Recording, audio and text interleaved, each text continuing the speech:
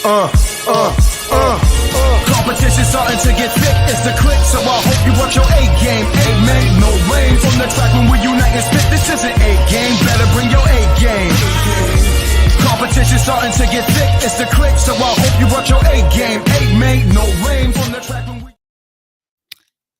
Hey now, it's the Mike and JD show, and I am your host, Mike Gilbert, and I'm joined by my unindicted co-conspirator, JD by God Oliva, and we are live for the first time ever on the Voices of Wrestling Network. I am pumped. As you can tell, we're bringing our A game over here to VOW. How are you doing, JD? Man, we really did bring the A game. I have stepped up my lighting game. We got new music. Our buddy Godilla gave us a track of his, Revelation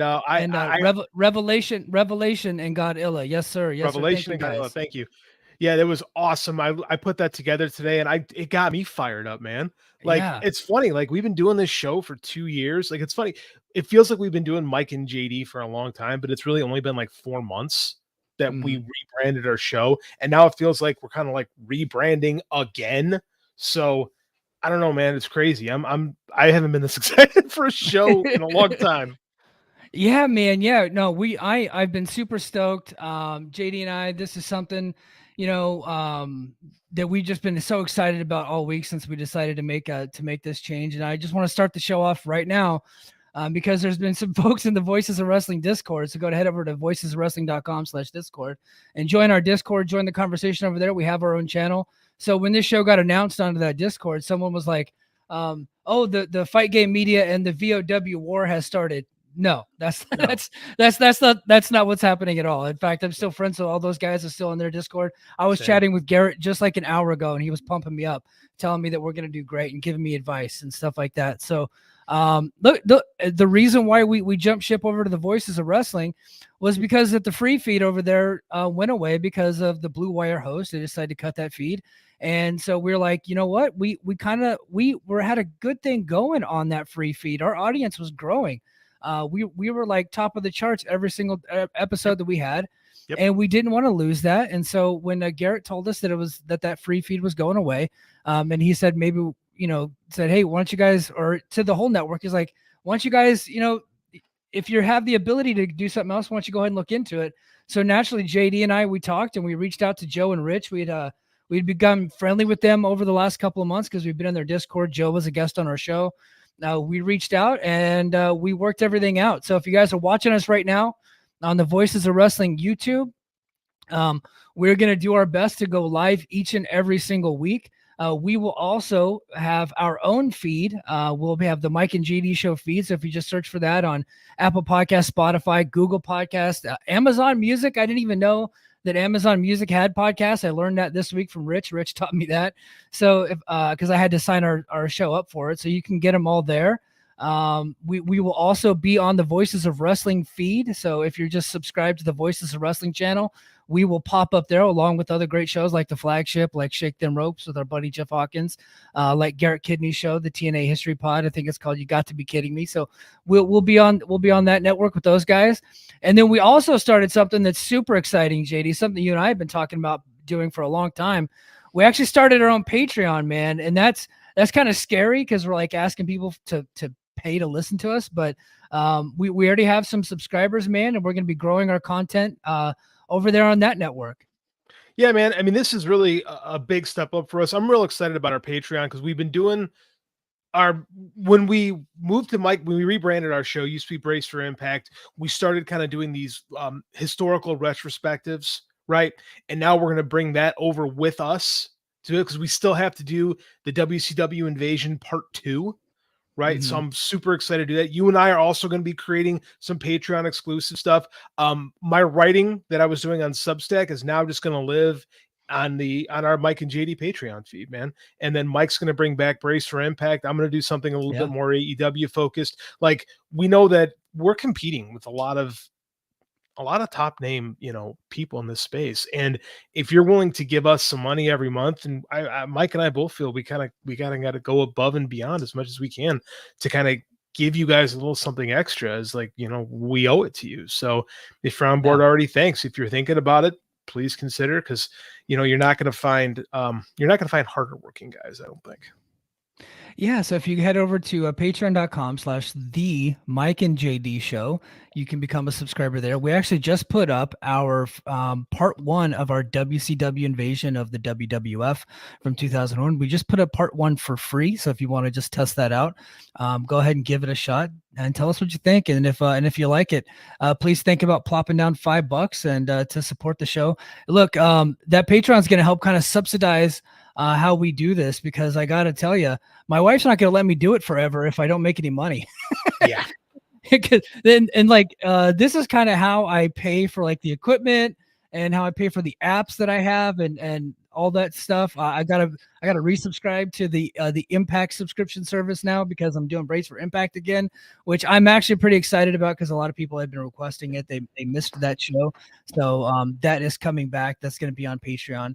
And we also have our own YouTube channel. Go to the at the Mike and JD show on YouTube. We're gonna be posting a lot of clips and stuff like that, a lot of stuff, fun stuff for you guys. But hey, let's get right into the show, man. I know a lot of people didn't want to hear us talk too much just about the switch over, because there's a lot of news that's going down right now, and for some reason, every time we're about to do something big, CM Punk likes to stir up shit. He is a boon to the podcast business. Honestly, he's a hero and a legend to all podcasters everywhere. CM Punk, thank you. But the king of collision, CM Punk, is at it again. As a Chicago guy, I appreciate that CM Punk is willing to light things on fire and piss off everybody, because it does nothing but help us. You and I typically get our best YouTube numbers when Punk is freaking out. Like, I can't thank the man enough. I can't thank him enough, really. Yeah. So our buddy BJ Bethel, friend of the show, he's from SE Scoops. He said the rumors are going around that many AEW talents have been booked for Collision and then unbooked suddenly. And he named specifically Hangman Adam Page and Nick Nemeth. Other reports surfaced that Matt Hardy was one of those names, Christopher Daniels, Isaiah Cassidy, which was unconfirmed. BJ then goes on to say that Hangman Page was set to do a pre-tape at Saturday's Collision in Greensboro, close to where Page lives. He was then told not to come to the building and that the pre-tape would occur off-site, according to the story from BJ. But that was a request from Punk. That's what BJ had said. But then Punk told sources at this network, at Voices of Wrestling, on their Patreon, go to patreon.com/Voices of Wrestling or voicesofwrestling.com. And our guys had a story that they basically got it from the horse's mouth almost. Like Punk told their source directly that he had nothing to do with it. And in fact, there was a promo that Punk had cut after the show was over, trying to make a joke at Page's expense, basically saying he wasn't a draw, something like that. The joke wasn't very good, apparently. He actually reached, he called him a peg warmer. Yeah. He ended up reaching out to apologize, but Punk himself told a flagship source that he is 100% the reason that Nick Nemeth and Christopher Daniels, who is talent relations, were told not to come to Collision. And this stems for Nick Nemeth, it stemmed because Punk and Nemeth had an altercation about Nemeth was tweeting. I don't know why Nemeth feels like he can even say Punk's name out loud. I don't know.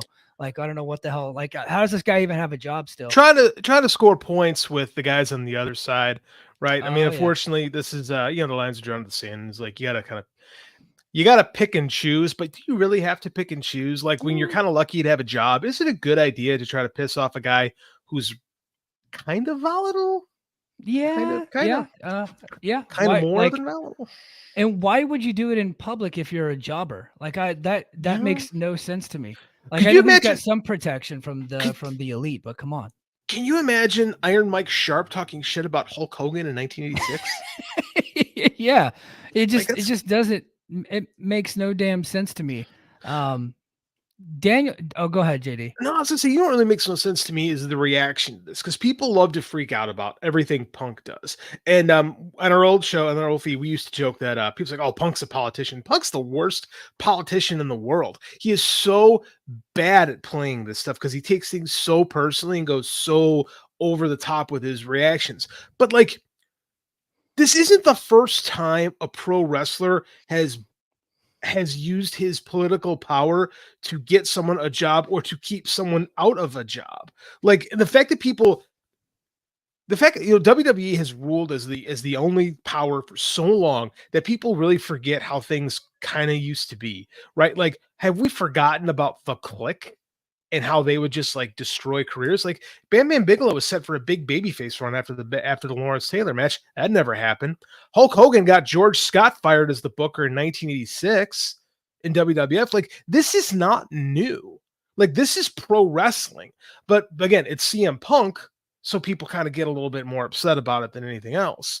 So just stuff like that is wild to me. By the way, you know who took over as booker when Hulk Hogan got George Scott fired? In 86, you know you took over? Mike, you're on mute. Hey, are we about to get fired already? We're going to get fired already. Joe and Rich are going to be like, what do we get into with these guys? I had to mute because my daughter was screaming down the stairs just now, but it sounds like she's done. The tantrum is over. That's a real thing with parents, yeah. Yeah, but please, JD, tell us who was the booker in 1986 when George Scott got fired. Unofficially, Hogan and Tito.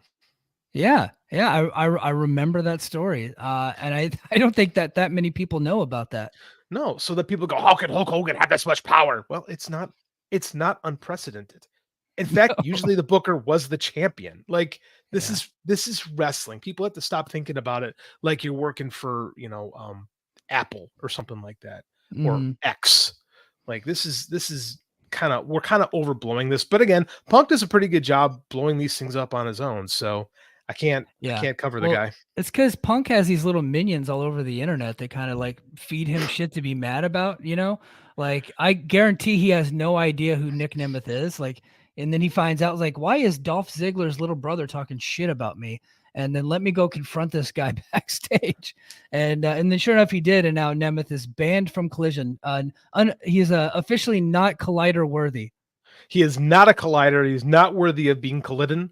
So he is now relegated to ROH on Dynamite, where to be fair, he's steering into the skid and is having people chant hunk or something like that. I got to actually watch next ROH show. So, kudos to AEW. Like when the Bucks are being passive aggressive, people are totally cool with it, but that's just how these things go.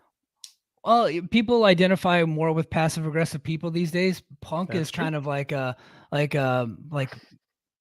of I don't want to say toxically masculine, but I think that's probably what more modern people would think that he is, because he's like more in your face about stuff, He's confrontational. He's definitely more confrontational. Like on BTE, the Bucks are making jokes about, oh, now you're stuck with us, that kind of stuff. Yeah. So I mean, and then clearly that's directed at Punk, but that's okay. But again, when Punk does it, he's not funny. Right, like CM Punk is a lot of things, but he's not funny. So when he said I was trying to make jokes about Hangman, I was like, it did not sound like jokes. The key with jokes, you got to be funny. Very, very funny.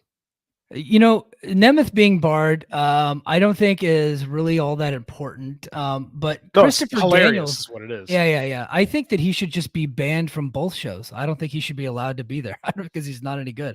But Christopher Daniels being barred, that one surprised me because I don't know if he's the head of talent relations, but he's definitely like a guy in talent relations. He kind of helped build the company early on. And so it says Daniels was banned because he was involved with Brawl Out, and Punk is still pissed that Ace Steel was punished and Daniels wasn't. Now, Fightful Select is now reporting that Steel was either granted back pay or they were trying to work out getting him back pay from the time that he was suspended, which is wild to me because I didn't hear a single story about Christopher Daniels hitting somebody with a chair or biting a top star. I didn't hear any of that, but Punk apparently banned Daniels. He basically confirmed that to Voices of Wrestling, but he's denying having anything to do with Matt Hardy being unbooked. And nobody really knows about Isaiah Cassidy. That might have just been a coincidence. So, well, Isaiah Cassidy's with Hardy, so I think he just kind of gets lumped in there. And it's from what Dave was saying. It's like it sounds like Tony Khan has kind of gone saying, okay, if anyone's got a problem with Punk, we're just gonna keep it away.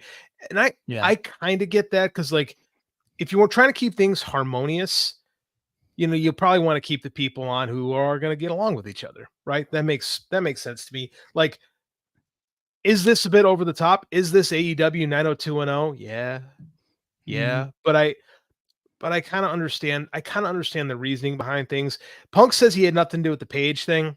Tony just kind of did that to kind of keep peace and get out ahead of things. Mike, you talked about that Tony Khan needs to be a better leader. It doesn't seem like he's willing to be a hatchet guy. Like they even made jokes about it this week on Dynamite. I mean, I don't know, man. I don't know if it's the right way to handle this, but I also don't know if it's the wrong way to handle it either. Because I mean, they're on eggshells until they get this $1 billion deal, and you got to do your best to try to keep everybody happy. I don't know. I don't know what that is. Yeah, and I think that $1 billion deal, I think Punk being a part of the company is attached to that, like unofficially, right? Like I think everybody thinks that he's going to be a big part of that deal, so they got to keep him happy.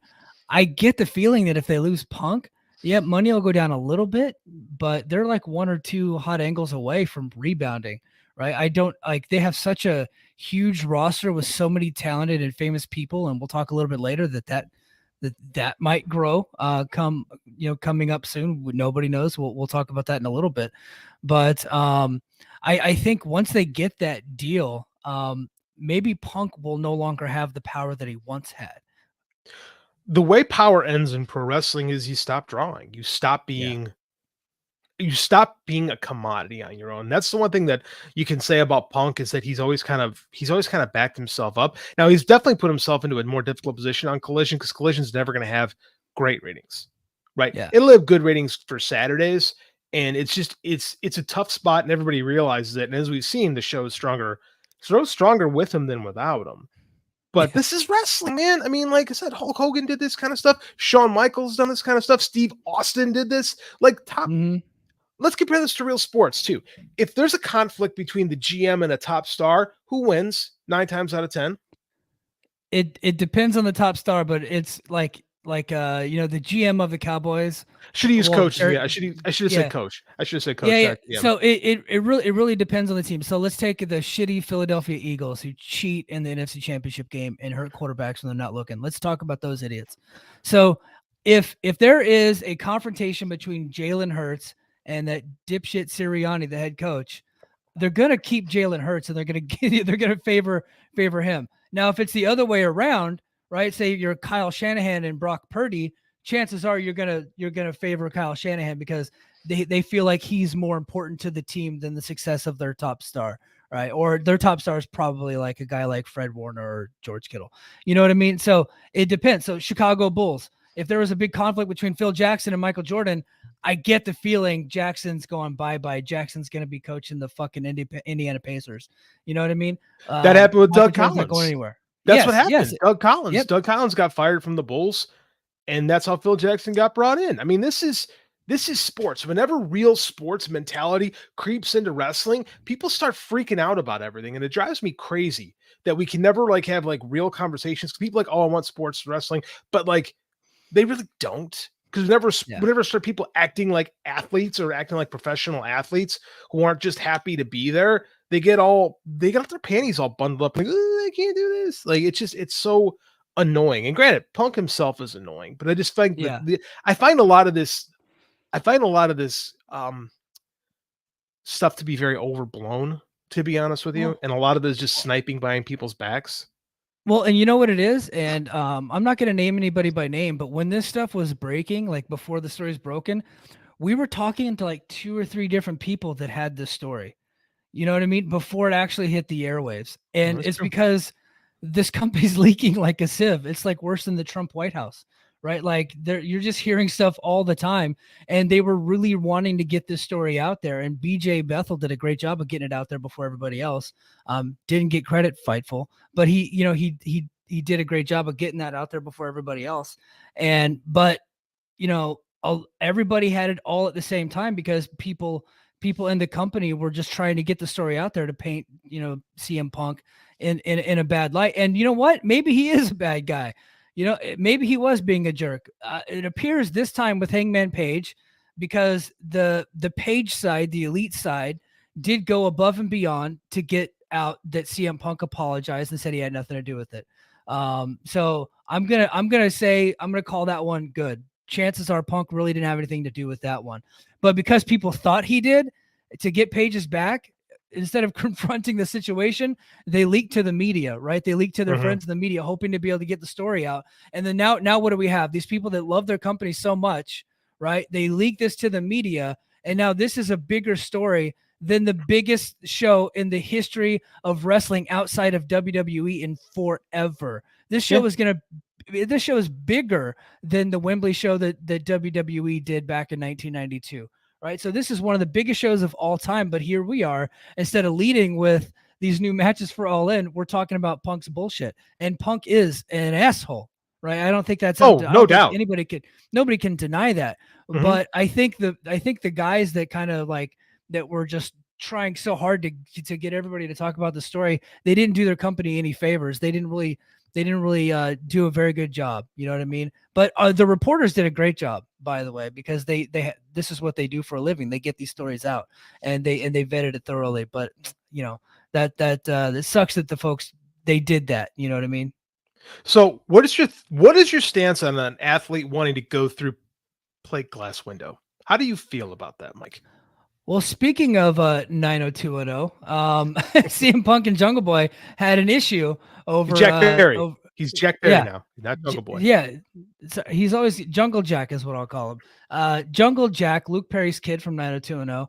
Apparently, he was on Collision in Canada back in June and July, and he was getting ready to take a vacation. And so he wanted to get thrown into a plate glass window that was made out of real glass, not the sugar glass that Moxley always uses. He wanted real glass. And Punk said, "Keep that shit on Wednesdays, son. We ain't doing that around here." And apparently Jungle Jack threw a tantrum. Well, that's okay. Let's be real. Crushed glass is what is used. If you watch a movie and some dude goes flying through a glass window, it's crushed glass, right? It's made with sugar. We call it sugar glass, right? That is what is used, because real glass hurts. It's a lot thicker, right? What happened? Okay, 2000, Bill Goldberg. Remember that? He tried to break the window on the car and he cut an artery. He almost cut it. I think he did cut an artery. He was out for a while. Yeah. Like real glass can mess you up. It can slice through muscle. I mean, like it's really, really bad. So I I saw some people's like, oh man, Jack Perry's kind of a badass for wanting to go through real glass. No, he's really kind of dumb if that was his plan. Because you can get really honest to God hurt for real. So I gotta favor Punk on this one. Like, is he petty? Yeah, in this case, no, I don't think so. I think he's being smart. I think he had it right, and he wasn't the only one telling Jack not to do that. I guess like the producers and Tony Schiavone, and I guess the guy was throwing a fit, so Punk jumped in, trying to take a leadership role. But Jack is, aligned with those other guys, and so he probably wasn't taking that advice very well. And so now he's probably banned too. I don't know. Was his name on the banned list? There were so many. I didn't see his name on the stories banned that list. had come out. Yeah, but it might be. I don't know. Punk and Christian get along, so Jack Perry might get longer rope than everybody else there. But I mean, like at some point, and that's part of being young, right? I'm a high school teacher, man. I teach kids. They want to do dumb shit all the time. You got to stop them from themselves at some point and say, "Hey, man, you could get hurt." Now he said that like the guy was trying to get hurt so he wouldn't have to go to work. And another point is, well, he actually had a vacation coming up. Part of me is like, hey, aren't we trying to build to this what's supposed to be the biggest show of all time, and people are taking vacation time when they work once, twice a week? I mean, come on, man. I'm sorry. I'm just gonna come on, man. There's a time and a place for these kind of things, especially when you're in an angle right now. So, I kind of can't shit on Punk for this one. No. So I'm not blaming him. I don't blame him for the Jungle Jack stuff. Look now, guys. We're not there in the room, so we're basing our opinions off of multiple stories that have been reported. It could have very well been that Punk was the jerk the whole time, and Jungle Jack was just being a polite young gentleman. I get the feeling that's not the case though, so I'm gonna go ahead and side with Punk on that one. And then the other stuff, like turns out he wasn't the one that banned Hangman Page. Nick Nemeth, I think everybody can agree that he should just be banned from all wrestling. Christopher Daniels, big time head scratcher for me. I don't think I'm with that one. So I'm with you. But you know what? Look, he's got a lot of control over what's going on over Collision. He wants to have like a harmonious atmosphere, like a team atmosphere. They have a different vibe on that show. It's booked way differently. They have like, badass wrestling matches. They don't have the Texas Chainsaw Massacre. More on that later. But a lot of stuff going on. And our guy BJ, man, he was on it this week. He had another big story that kind of blew up a little bit. This is from BJ at the SEScoops.com. Said the AEW locker room is frustrated with All In planning. Join the club, AEW locker room. I think we all were a little bit frustrated. He's reporting that a lot of people are upset about Wembley. That's a quote. One wrestler told him, maybe if it were just Wembley, it'd be different. But with everything that's happened over the last year, it's becoming the one major issue. People want to know if they're going to London, what the card is going to be. It's a show everyone wants to be on. It's like a WrestleMania 3 or maybe our WrestleMania 1, but there isn't any urgency and people are scared we aren't going to live up to this moment. JD, what are your thoughts on the buildup for All In? And do wrestlers have a legitimate gripe here? What are my thoughts on the build? I mean, like, okay, this is a hot take. AEW doesn't build their shows until late in the game. They just don't. And this has been every pay-per-view cycle. And we have this conversation every pay-per-view cycle. And I think what I finally come to realize is people just want these builds. They want these shows, these TV shows, to be all about the upcoming pay-per-view. They just do. And like they say, no, I want the shows to matter more than anything.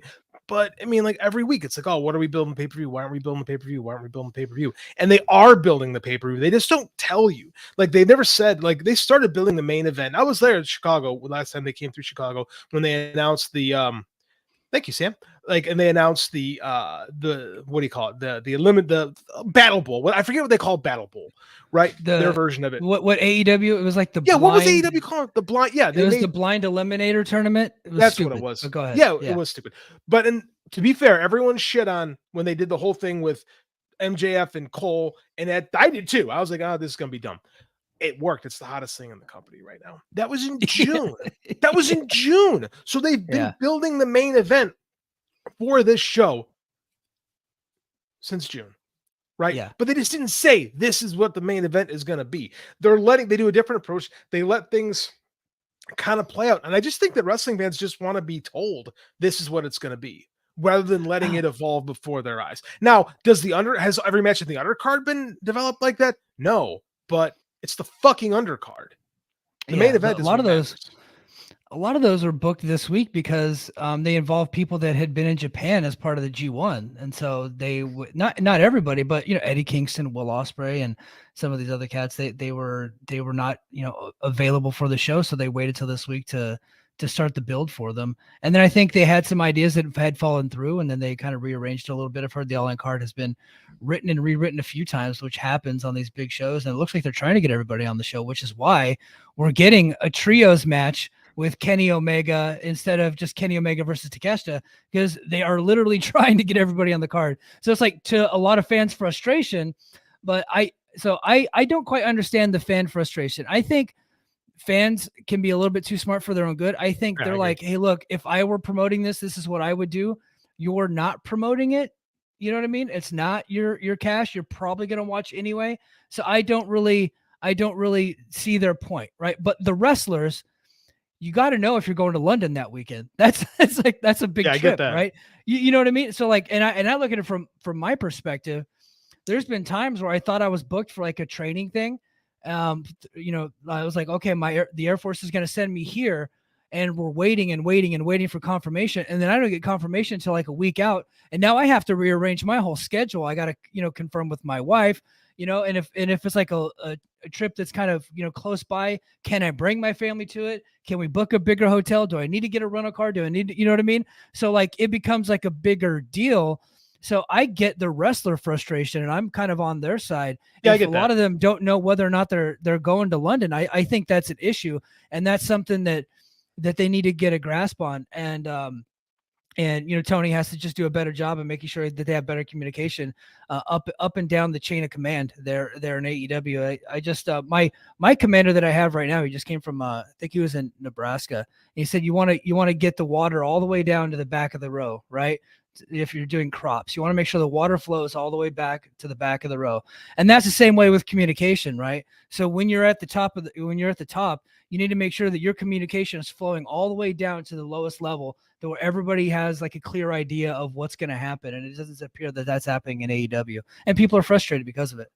No, and I get that. But at the same time, if you're featured on TV every week and you're in an ongoing storyline, there's a good chance you're going to be on the show. Hey, Dave, this is my guy from Superhero Speak. Thanks for helping out. Dave gave us a huge assist with actually getting this going. This is our own live stream. the Mike and JD show is officially partnered up with Superhero Speak, my other podcast, getting this live stream going. Thanks, my man. Appreciate that. Now, Yeah, thanks, David.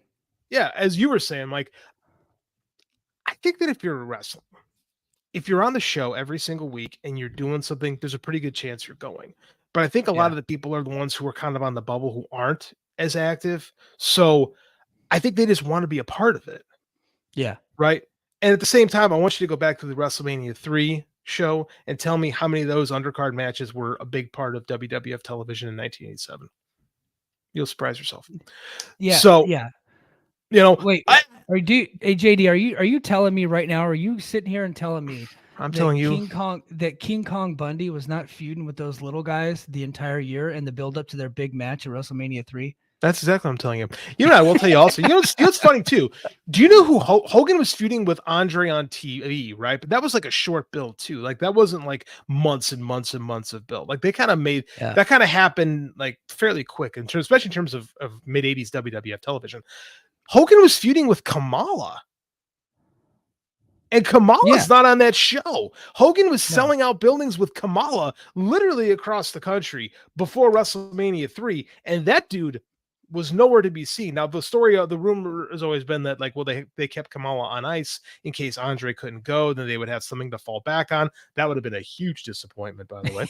Yes, yeah. But, this happens, man, and it sucks. Believe me, if you're a wrestler, I get it. But if you're a fan and you want, because this is the truth, fans want everybody on these shows, but they don't want 4-hour shows, right? We want everybody, all our favorites. We want all our favorites on the show, but we don't want to watch it for 4 hours. So what's the solution? We're gonna get some tag matches, right? Yeah. We want all of our wrestlers to get booked. Right. But we don't want them booked in multiple person matches because that's lame. We don't want them booked in battle royals, but we also don't want a 4.5 hour pay-per-view. So we don't know what we want. That's exactly what it is. But but to be fair, they just know it's not what they're seeing.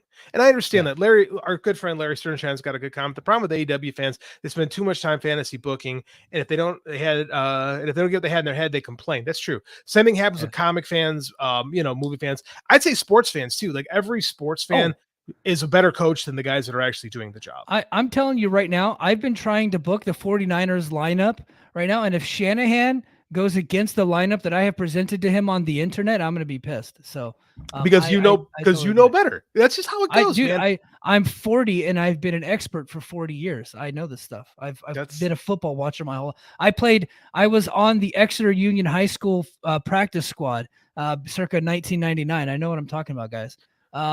And I wasn't an all-state football player, and I'll be the first to tell you, I don't know shit about football. I couldn't tell you anything. I coached football in high school for 1 year, and I sat there shrugging my shoulders. I'm like, I don't know what's going on here, or what you expect from me. So I have not a hard time swallowing my ego. Our good buddy Dr. Preet, boys, just joining us.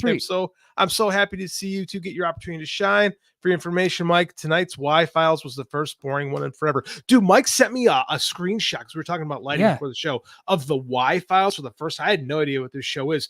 I don't know. You've never seen the Y Files? I've never even heard of it, dude. What is the Y Files? Okay. Well, so UFOs, conspiracies, Mothman, aliens, ghosts, shadow people, CIA, MK Ultra, Operation Minced Meat, everything that you can imagine in like 30 to 45-minute episode. This guy does it all. And Dr. Preet, the love doctor, Doctor of Thugonomics, Preet, he turned me on to that show. I watch it religiously every single week. It's free on YouTube, and the guy does a great job. And he has like a little goldfish that heckles him during the show, and it's pretty funny. He does what? It's a little goldfish that's like floating there, but it's got like a fake, like his mouth like comes through it, and then like it starts like heckling him during. It's called Hecklefish. I can't recommend that show enough. It's like addicting. Like David and Goliath, that kind of stuff. Okay. Yeah. Dude, it's pretty good, and they go into some really off the wall stories. I love that show. I was actually watching his Q&A a little bit on Twitter tonight, waiting for this show, and I was like, oh wow, that guy's lighting is great. So now I got to go try to copy his lighting. He does a good lighting job. Like I was pretty impressed when you showed that to me. So he was cool. I don't know what the hell we're talking about anymore. We got off on one tangent. Yeah, we were just talking about All In and the frustration with the locker room, and I think the wrestlers have a gripe. I think the fans need to chill out a little bit. This is still going to be probably the biggest event of all time. And plus they got All Out. That's a week later. So they do have to save a little bit for All Out. And they have to sell both pay-per-views, which I think, is kind of a mistake by AEW trying to do two pay-per-views back to back like that. So huge. I've been, very vocal about that. I'm not a big complainer fan, but I don't like spending money. I'm pretty cheap. So, notoriously, I don't think this was meant to be two pay-per-views back-to-back weeks. Because I don't think so either. Right, Tuesday in Texas. It's the only time that ever happened before, and that was kind of a disaster. So, and that's the thing. People want all the big matches for London. Well, I want this big match in Wembley. Well, I got tickets to All Out in Chicago. I want something good too, man. So, God, you guys are getting Cole versus MJF. Let us get Kenny and Takeshita, for God's sakes. Yeah. Like, well, it looks like JD. Mistake. I think the flagship just ended. So hold on. The flagship just ended because let the VOW flagship migration begin. So everybody that was watching the flagship, welcome to the Mike and JD show. Welcome, Lee. And then of course our new bosses, our very handsome, sex-having and grass-touching bosses, Rich and Joe. Thank you guys. Welcome to the network, guys. Have a great show. I'm exhausted from the flagship. I bet you are. Go get into some boner jams, my friends. We will hold it down right here on the Voices of Wrestling Network. But yeah, sorry. But yeah, I think that the AEW roster has a great, but everybody else needs to just chill out. And I think both shows are going to be awesome. I am not looking forward to spending money. And newsflash, guys, I will have a link ready to go, so I will not be buying either one. See, we got a lot more people paying attention to us now. So you got to be a little more careful about how when you brag about how you choose to partake in these shows. We talked about people like not being happy with booking and stuff like that. I don't know if you looked at your phone, but we just got a text from our good buddy John Muse. Mike and I literally talk to John Muse every day. He just watched Impact. I like talking to John because John doesn't just think about things from a fan perspective, because the fan just wants to go A game everything all the time. Like Godzilla says, A game. A game. You can't do that. Like, it's just not possible. So I like sitting back and I like talking to John, because again, I tend to look at these things from a literary perspective. I'm a writer, right? I think about this. Well, what's character A doing? What's his motivation? What's the story? Blah, blah, blah. John will sit there and talk to me about things from like, how does this work with this? Where are you going with that? Is this possible here? Like, he thinks about things like a guy who's actually booked wrestling, because spoiler alert, he actually has booked wrestling. Yeah. So I tend to take his criticisms for stuff. And there's times where he's like, I don't know if this stuff works for me, not just AEW, but just like, we'll talk about Impact. Sometimes we'll talk about WWE. So like when John has things to say, I'll sit back and just shut my mouth and listen. And his stuff tends to make more sense, because I hate going into like Twitter or Discord channels, and it's just fantasy booking and people getting an idea of in their own head of what something should be and not understanding why it can't be that, and then getting mad, right? It's like being mad. It's like going to see The Dark Knight and being mad that they didn't use the Batman villain that you wanted. So now you hate the movie. Yeah. Well, wrestling fans want pro wrestling to be a choose your own adventure story. And it just, sorry guys, it just isn't that, a lot of times. Sometimes it can be that, but for the most part, it's just not.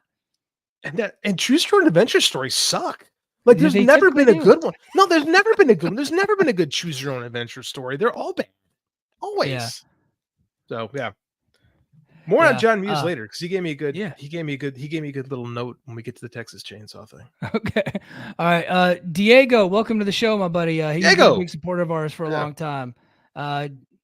Dakota says, feels like one of these shows was supposed to happen on Max. Yeah, you know what? I think so too. Yeah, and then Max said that Max said that they didn't have that capability, but they do now apparently. So it was just like a little bit too little too late. They didn't really have all their ducks in a row before they booked it.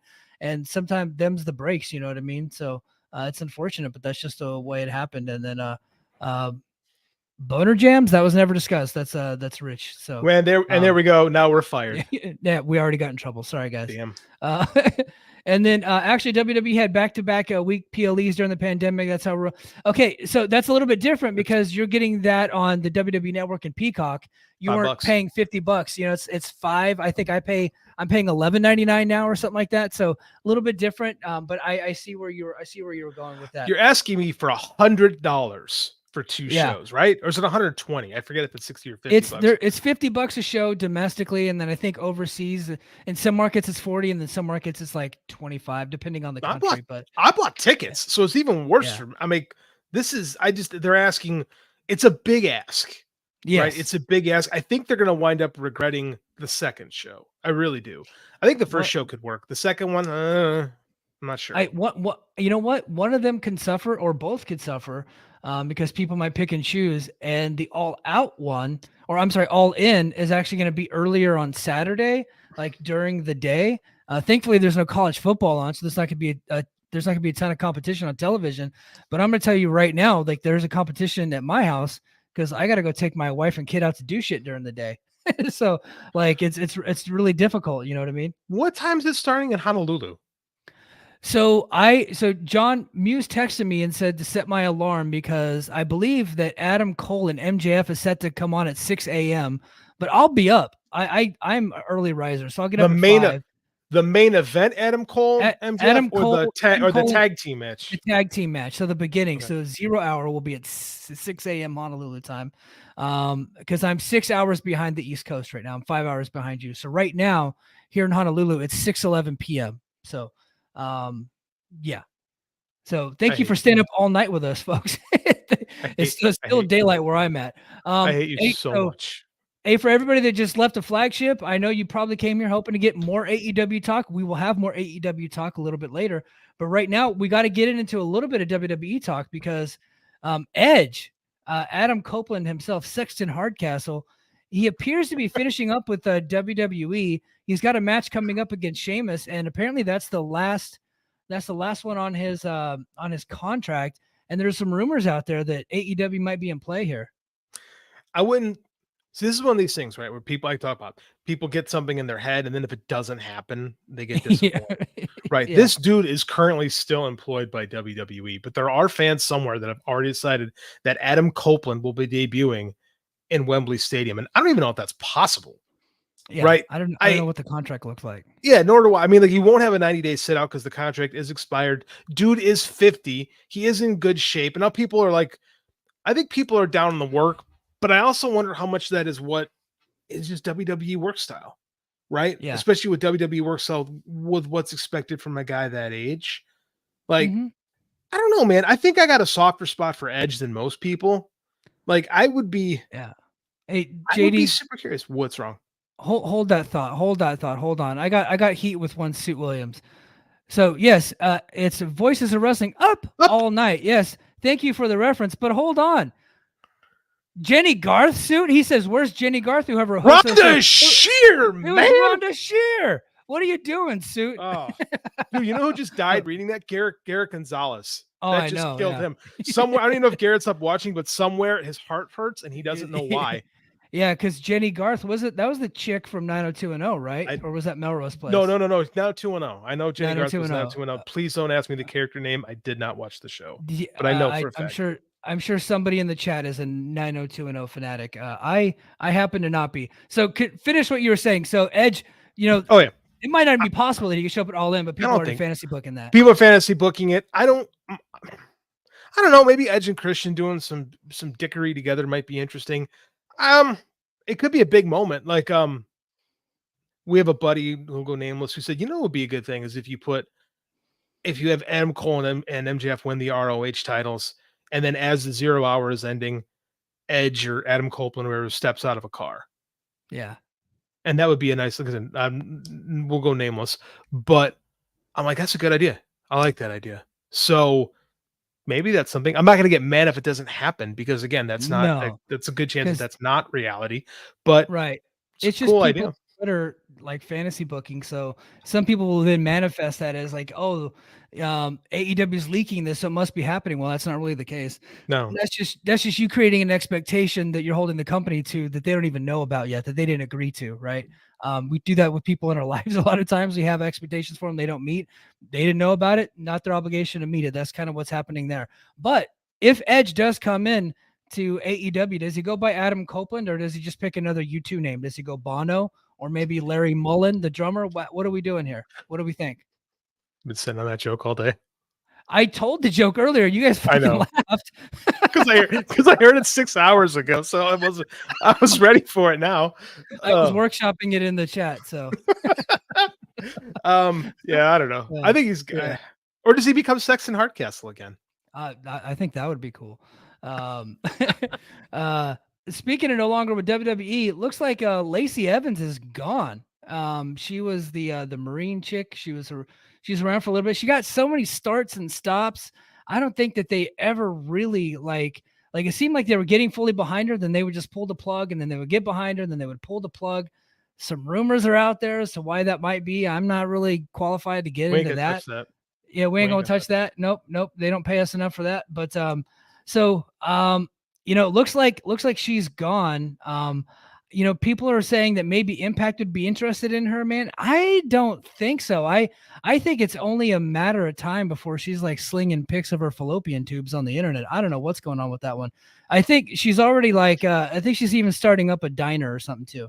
That's a weird one. Like, I don't know. Yeah. Like, at no point have I ever woken up in the middle of the night and looked at myself and been, God damn it, I need to open a Waffle House. Like, that's never entered my imagination at all. They had a lot of I mean, like, when you look at her, she's got like the Vince McMahon thing written all over her, right? Yeah. Attractive, blonde, what seems to be all American. American, yeah. And people are saying that she might be pro-Trump or something like that, like just kind of like Vince McMahon's like idea of what a wrestler is, you know what I mean? Yeah, exactly. Just didn't work. Truth be told, I thought the Slaughter idea was kind of good. I kind of dug it because me too. Slaughter was catching heat because he was never actually military, which, by the way, like a lot of people are coming after that guy. I've watched so many movies and none of those actors are ever in the military. Does not bother me. No. People are like, Mike, you're in the military. What do you think? Don't give a fuck. I like Sergeant Slaughter. Most of us do. Yeah.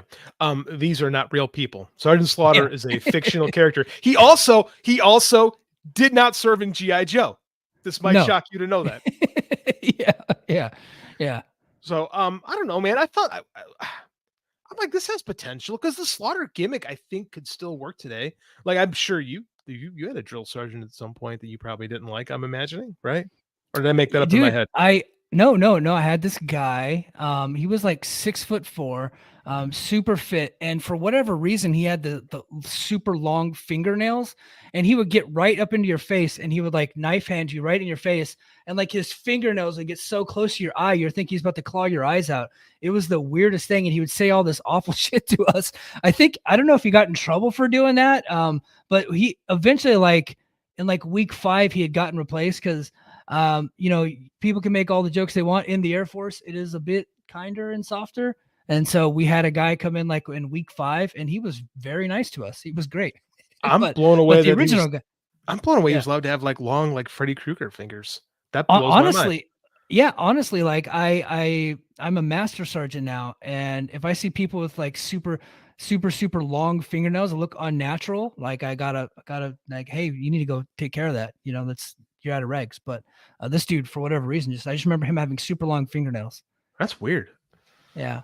Anyway, like I was saying, I think the Slaughter gimmick could work. Suit Williams in the chat just said, get her in AAA with Sam Adonis, Conan, Booker. Well, yeah, that makes perfect sense. Right. So, but here's the thing with someone like Lacey Evans, right? She has a lot of other qualities. She don't need to take bumps the rest of her life. She can have a really sustainable income without ever taking another bump. And I just see her, and she was never a person that worked indies before. Like, she didn't come up through the ranks. She went straight over there. She doesn't appear to be somebody there's like a hardcore wrestling fan. I just don't. If you told her what AAA was, she probably wouldn't even know. And I could be wrong about that. And I hope I'm wrong.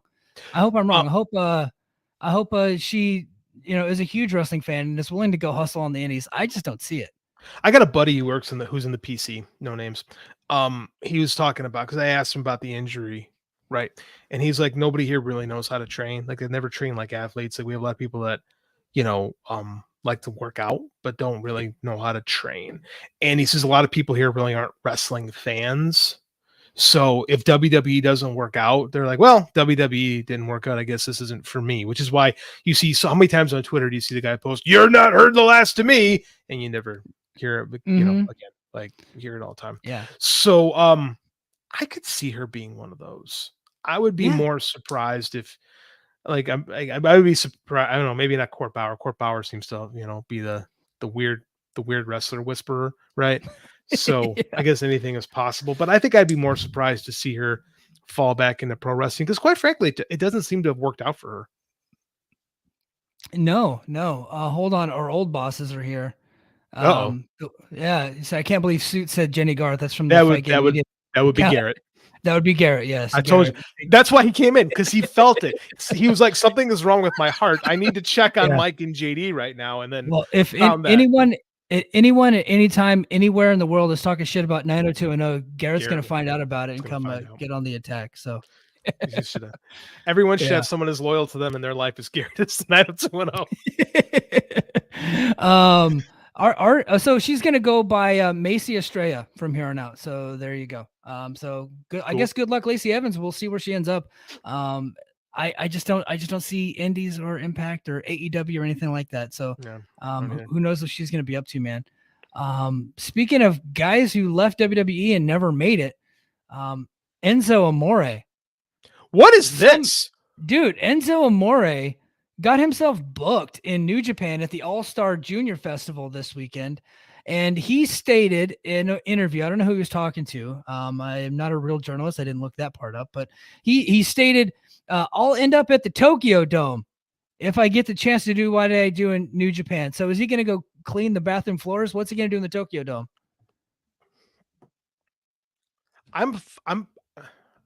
I'm absolutely flabbergasted by this remark, especially as a junior heavyweight, right? Yeah. Enzo Amore, former WWE Cruiserweight champion. Stop it. He defeated Pac. He kicked Pac's ass. Honestly, he beat the shit out of Pac. Pac was a jump compared to him. Don't just stop. But okay, so this guy's been persona non grata for years. Do you remember at the Madison Square Garden show when the two of them showed up and the whole crowd went, "Oh, this fucking sucks," and they just took a giant shit on it, and rightfully so. What? How did this happen? I assume this has to be Rocky Romero, right?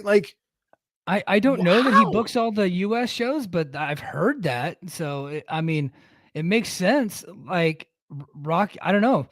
Does Enzo's got friends in places though? The guy keeps getting booked on all these indie shows. He was just in MLW. Newsflash, shocker, that didn't work out. Yeah, but I said he could whisper to the weird wrestlers. I didn't say he made them all work. Court Bauer does have a good reputation for rehabilitating some careers, low key being probably the best example of it. But just I can't I struggle even putting this into words because I can't imagine what Enzo, or Real One, whatever he's calling himself these days, is like on a New Japan show. What does he do? How does this work? Because he's not a good worker. He's not a good bumper. He can talk, but it's New Japan. But his act was stale a long time ago. 5 years ago. So, dude, when MLW went to Reels, I gave it a shot because I had a friend that worked I still have a friend that works at Reels, and he was excited about it. And me and him were texting about it, and I wanted to support Reels and I wanted to support my friend. So I went ahead and kicked on MLW on Reels to check the show out. And the first 30 minutes of that show was Enzo Amore trying to do his WWE shtick in front of about 125 people that did not care. And of course, the crowd was mic'd so poorly you couldn't really hear anything. And then you had Joe Dombrowski doing his commentary. Joe's great, but then you had Matt Stryker doing commentary in his bathroom. The whole thing was all over the place, and I never picked it back up. I never watched MLW again. But he was so awful on that show. I can't imagine somebody from New Japan watching that and being like, you know what? We need that guy on our show. That's a guy that we need to have. When they tried to book Marty Scurll, at least that guy could have good matches. Hey, John Muse, nothing. He does nothing but talk, and doesn't even talk that well. No, he used to talk pretty well. I'll be honest. When he was in NXT, and I went to the famed pre-WrestleMania NXT show that was in San Jose. And he was on that. Him and Big Cass, who I'm actually a big fan of the new Big Cass, W Morrissey and Impact. What's his name? Big Bill now. Big Bill. I didn't like Big Cass as a wrestler, but when he was in Impact, I really liked him there, and I like what he's doing now with the Cage Tag Team. But him and Big Cass, they were like next to Charlotte, I would say, probably the stars of that show. Like they just had the crowd, and we were just sold out, and everybody was going crazy, just singing right along with that guy. And then when he got to the main roster, he was over for like a summer, and then everybody backstage was soured on the guy. And then they realized, okay, unless he's doing that shtick at the beginning of the match, he doesn't really have anything else to offer, and that shtick is going to grow old over time. You can't keep doing that week after week after week, because then you have nothing left. Think Road Dogg, right? He had the same act as Road Dogg, except Road Dogg was from the Armstrong family, could work a little bit better than Enzo Amore. But after a while, even that shtick got old, and so they would have to kick him out. Like he would have to go away for a while and come back, repackage, go away for a while, come back with Raw and the Truth Killings as a tag team partner, go away for a while. He went to TNA, and then he came back. So like it was the same thing. I just don't see the value in bringing this guy into it, and then he's just doing a trios match. But I just don't get it. It's been like 6 years, right, since he's been relevant. 5 or 6 years. Yeah. I just don't. This is like mind-boggling. Like New Japan does some weird stuff from time to time, but this is just one. Like I can't even make jokes. I'm so confused by it. I don't know. Yeah. Oh, John Muse. Wait, should I debut the button? Debut the button. Yeah, debut the button. Breaking news.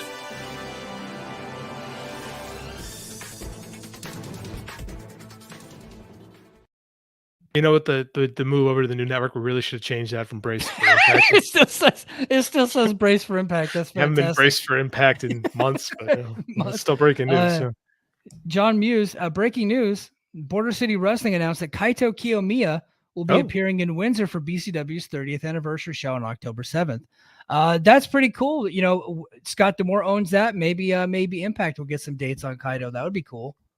I would like to see Impact do some work with Noah.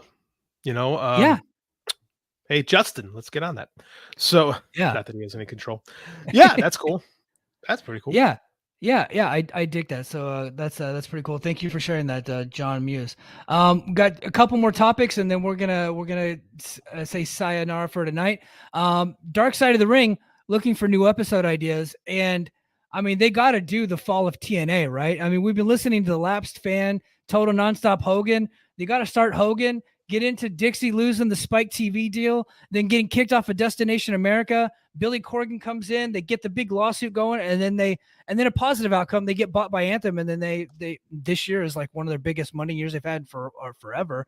So I mean, they got to do the fall of TNA, and then with a positive story that Impact was created out of that, right? Sure, I can't do another Vince Russo Dark Side of the Ring. Like it's just more. It's just more, but you can't leave Russo out because his dumbass sending emails is what ruined not really ruined it, but I mean, like it was already ruined. But I mean, like his dipshit ass sending emails is kind of what got this whole thing started, right? So you have to have Vince Russo's bro version of the story, right? And then saying, "Bro, I don't understand. The ratings were up, bro, and they still canceled us. They don't know what they're doing over there." Yes, the creators of Yellowstone don't know what they're doing. Don't know how to produce great television. But I mean, I think that story needs to be told, and I think those are probably the guys that need to tell it. Unfortunately, they can't tell that story well enough in 40 minutes. It's got to be a two-parter. Like they really need to go in depth. They got to bring. I mean, Russo's got to be a part of it. Dixie's got to be a part of it. Jeff, Eric Bischoff. You got to get the Hogan Harris. would never do it, but yeah, you got to get the Harris twins involved because the whole thing with Aerolux. Yeah, right. You need Corgan. Billy. Like I mean, honest to God, it's a great story. I've always said that there's a great TNA book that someone needs to write. I think you said someone's working on it, but that might have been a while ago. Like, I don't know if I want to see a because Dark Side is so like over sensationalized, right? Like it's a Dark Side thing. Suit says I watched that Bash Beat episode and I wanted to strangle Russo. Yeah. You sound like Jim Cornette. Yeah. Like, Yeah, I agree. I watched that Bash episode, and yes, he was insufferable. Absolutely. he is one of the most in professional wrestling, a place where there are quite a few questionable characters. He might be the least likable person who hasn't killed anybody in pro wrestling. Yeah, he hasn't killed people, but he's definitely killed companies. Oh, he's WCW, and TNA being TNA. like There's a he wasn't the sole reason, but he was a big part of why both those companies failed. And I'm separate, guys, and I'm separating TNA from Impact because yes, Impact bought it from the ashes, and they're doing a great job. They're kind of on an upward trajectory right now. So I separate those two companies. So he absolutely like helped kill TNA. oh yeah. Well, first of all, he helped name TNA, right? The fact that we had to call a company TNA Wrestling. Like, I was so embarrassing when I would tell, oh, what are you going home and watch tonight? TNA Wrestling. You're gonna watch what? Like, God, I like you get those looks from people like, oh, you watch that kind of wrestling, you are a complete scuzzbag.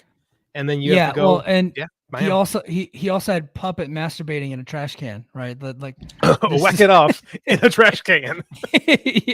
Yeah, I didn't upload that clip. Ugh. That clip is coming back to the show. I just Yes. don't know if we can use it live on YouTube. I'm afraid. Oh, I don't know. Yeah, because it's an actual TNA clip. I'm afraid that we might get in Yeah. trouble for that, so I didn't upload it yet. I'm not So sure about we'll that. figure that out. Yeah. I don't know, man. Is it a hot take to say that I'm kind of over Dark Side of the Ring? Like, I think they really peaked with the Owen episode, and I don't find myself enjoying them as much. I liked the Bash episode this year. I liked the Matt Bourne episode because I didn't know much about his story. Fair. And Okay. I like documentaries that I actually learn from. But I do agree with you. I think that the Owen Hart one was absolutely the best because not only did I learn, I actually got to get to know through their show his kids a little bit. And that was something that we never had. We got to know Martha Hart, right? Like it was about them being able to tell their story. And I just thought that was tremendous because they just disconnected themselves from the pro wrestling scene since his death. And so I thought that was great. That part of it.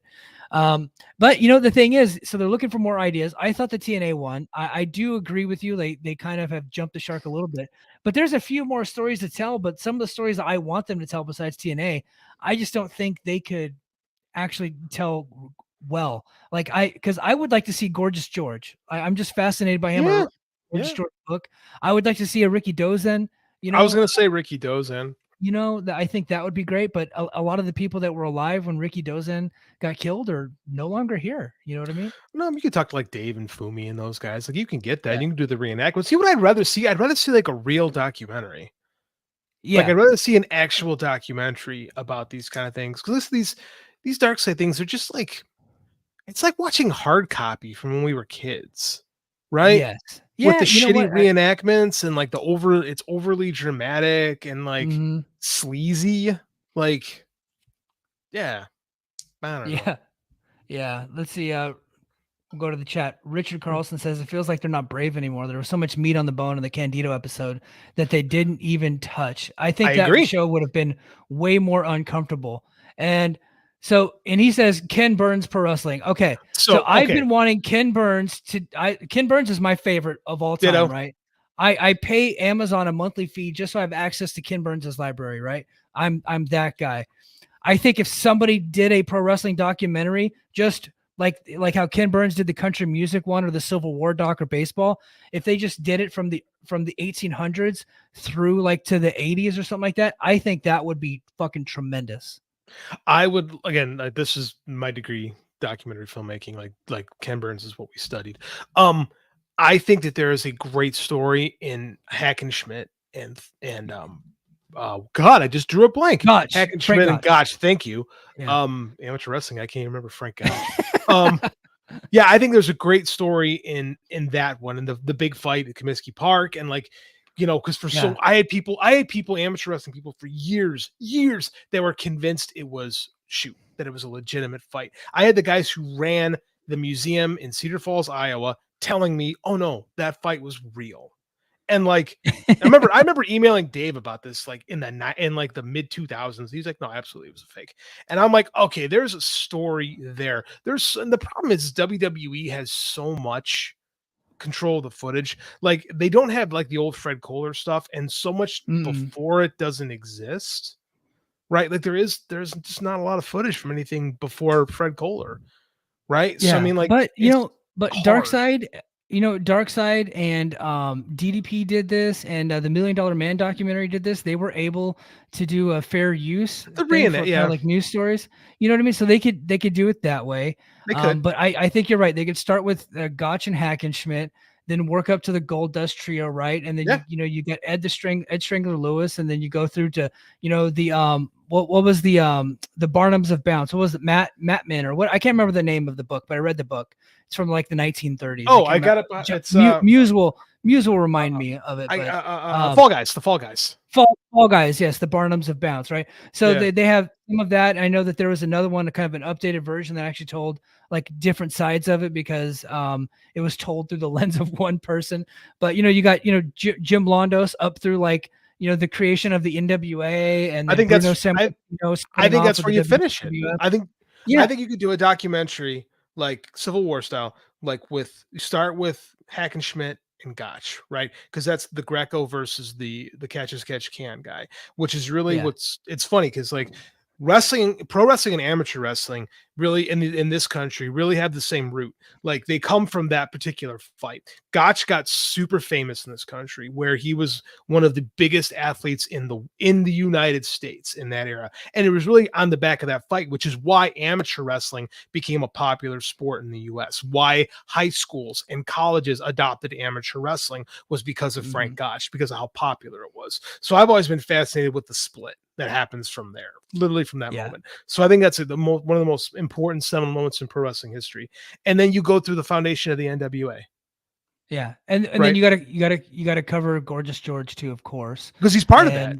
He's part of that. But then of course the golden era of the 50s when they were like the hottest thing on television, right? Where Gorgeous George was one of the biggest celebrities in the entire country.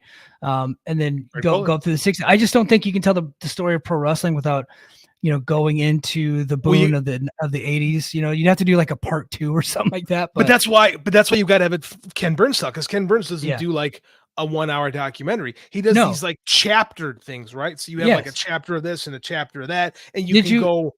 Yeah. Did you watch the country music one? No, I didn't watch the country music. Dude, I honestly, I couldn't stand country music. I hated country music my whole life, but it's Ken Burns.